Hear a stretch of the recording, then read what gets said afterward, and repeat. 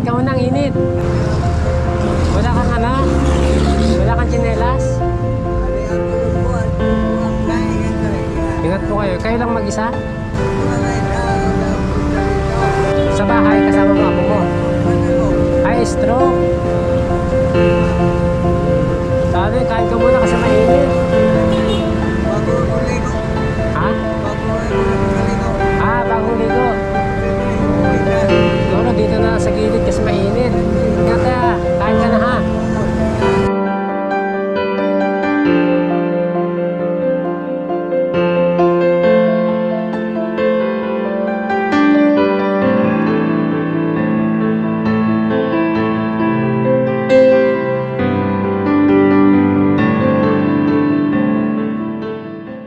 Yun mga buddy, good morning sa inyong lahat. Sa mapagpalang umaga po sa inyong lahat. At yun, medyo matagal tayong walang upload dito kay Thinking Buddy mga buddy.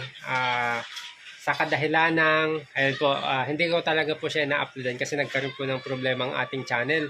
So dito po ako sa Buddy Alejandro nag-upload. So ito po, pakisuportahan na lang po mga buddy. Ayan, so pero ngayon mag-upload na ulit po tayo dito sa Thinking Buddy kasi naayos na po natin gawa ng nagkaroon po ng problema. Dati po kasi mga buddy, so nagtataka ako kasi laging copyright, ang daming nakiklaim siya. So sayang kasi yung mga ina-upload natin tapos hindi naman napupunta sa atin yung kakaperanggot na revenue sana ng mga video natin, mga vlog natin. So hindi po ako nag-upload. Kahit yung mga unang upload ko mga buddy na nagkakaroon pa ng views, sa iba napupunta yung revenue niya kasi nga maraming nagkiklaim. Gawa ng bagong update ni YouTube mga buddy na yun pala yung epekto nun. So kahit yung mga dating walang copyright na mga music mo na ginamit ko dati din. So ngayon mga buddy nagkakaroon na ng claim kasi nagkaroon nga ng pagbabago o nagkaroon ng update. So siguro yung mga software na dati na mga kanta na libre, so nagkaroon na rin ng bayad. So yung mga 3 years ago, 4 years ago na mga vlog ko kasi mga buddy, nagkaroon ng claim. Ang daming claim mga buddy. So kahit yung mga bagong upload ko naapektuhan.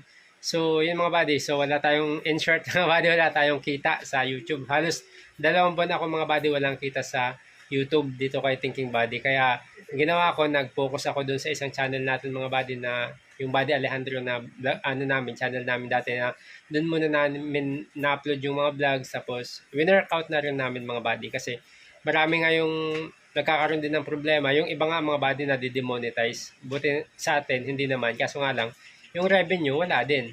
So parang ganun din mga buddy. Ang kagandahan lang, hindi tayo nabigyan ng violation. So yun, naayos ko na rin sa mga buddy.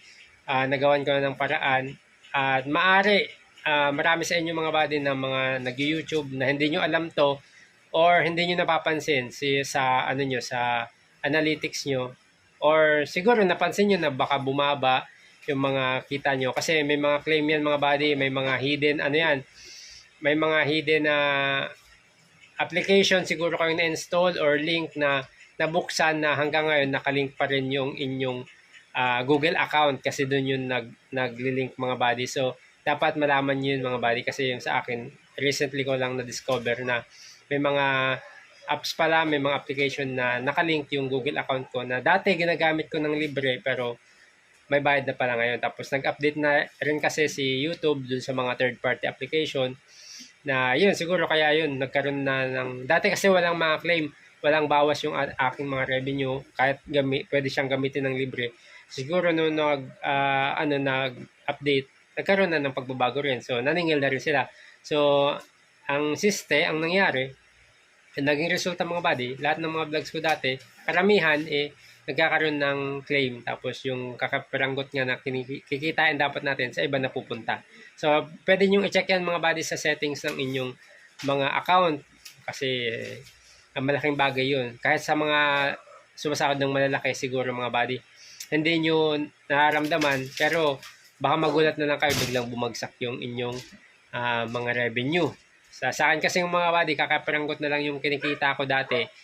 May mga $20, ganyan, $15. Biglang nag $1, $2 na lang. So, yun, doon ako mga buddy, doon ako nagtaka. So, ayun nga, nagawa na natin ng paraan at yun, salamat at na-recover natin, nagawa natin ng paraan, ibalik natin sa dati. At yan, mag-upload po ulit tayo dito kay Thinking Body. Salamat po sa walang sawang sumusuporta at ang channel natin na ito ay gagamitin natin to mga body sa, yun, sa charity, sa pag-support, sa yung lagi natin ginagawa dati na mga pagtulong kung ano man yung kaya natin. Tsaka yung Alejandro Body, Alejandro ko na channel mga body, ito yon.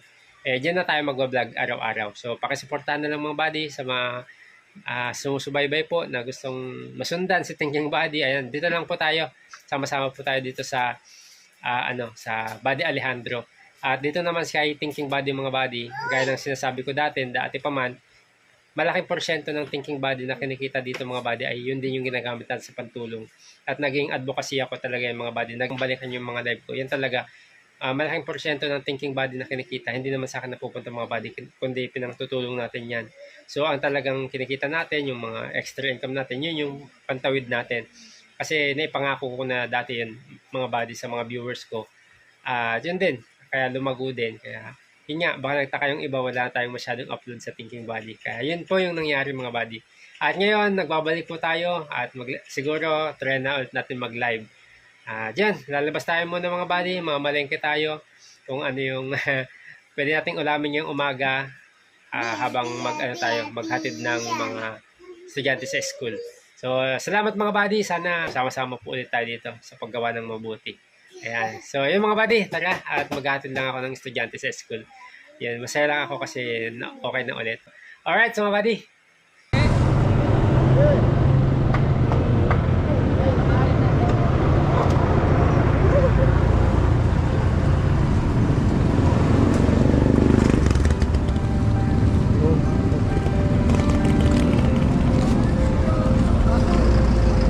Kain ka na muna. Kain ka na. Ha? Kain ka muna, ang init. Pauwi na. Wala kang wala kang tsinelas? Kala ko walang tsinelas. Kain muna ikaw, init man tay. Saan ka uwi? Taga saan ka tay? Almar pa? Ano pangalan mo tay? Ano pangalan mo? Tatay Felipe. Ingat po kayo. Kayo lang mag-isa?